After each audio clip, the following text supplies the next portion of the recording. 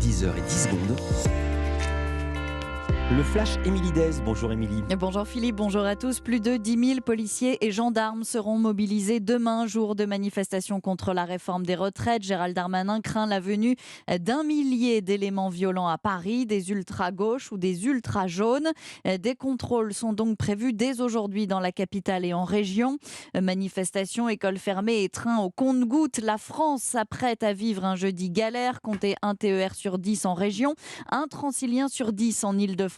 Une mobilisation qu'Emmanuel Macron suivra de loin. Le chef de l'État sera à Barcelone, en Espagne, où il doit signer un traité d'amitié pour renforcer la coopération entre les deux pays. Il sera accompagné d'une douzaine de ministres. Olivier Dussopt, ministre du Travail, restera en revanche à Paris.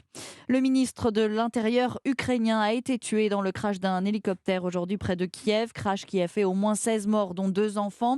L'engin s'est écrasé ce matin près d'une école maternelle. Au moment du drame, des enfants et des employés de l'établissement se trouvaient sur place, selon le gouverneur local. Dans l'actualité aussi, le début des inscriptions sur Parcoursup. Les lycéens de terminale et les étudiants en réorientation ont jusqu'au 9 mars inclus pour faire leur choix parmi 21 000 formations reconnues par l'État. 10 vœux maximum non hiérarchisés. 16 départements sont toujours en vigilance orange. Alerte aux fortes pluies sur les Pyrénées-Atlantiques, à la neige sur le nord-est, la Creuse et en Auvergne-Rhône-Alpes. De fortes vagues sont attendues en Corse du Sud.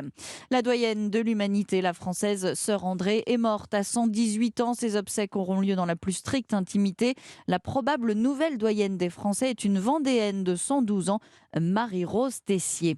Un mot de tennis avec l'Open d'Australie et l'élimination surprise de Rafael Nadal. Le tenant du titre, blessé à la hanche, s'incline en 3 manches face au 65e joueur mondial. Je suis détruit mentalement, reconnaît l'Espagnol. Élimination aussi du numéro 1 français Richard Gasquet, battu dès le premier tour par son compatriote Hugo Humbert en 3-7, 6-3, 6-4, 6-3. Et puis la France peut faire un pas supplémentaire vers les quarts de finale du mondial de handball. Premier match du tour principal pour les Bleus à 18h face au Monténégro. Europe 1, radio officielle du tournoi. Dans un instant, la suite de Culture Média sur Europe